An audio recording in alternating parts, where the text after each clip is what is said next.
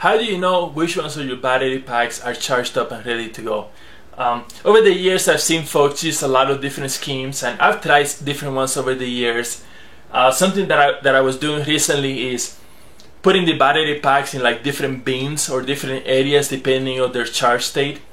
And that works okay, but it can get confusing, especially as I grab the battery pack and go to the field and I come back and, okay, you know, where does it belong? And something I've done in the past is use rubber bands, and I guess I've gone back to doing that now just because they're inexpensive and they're pretty foolproof.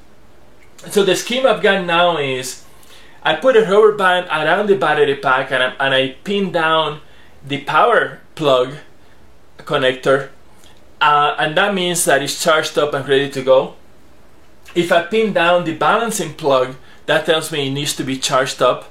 And I like this scheme because when I grab the battery pack and I'm about to use it, I switch and I pin down the balancing plug. That means when I disconnect it, it's ready to go. It's telling me it needs to be charged up. So, you know, pretty simple, pretty straightforward.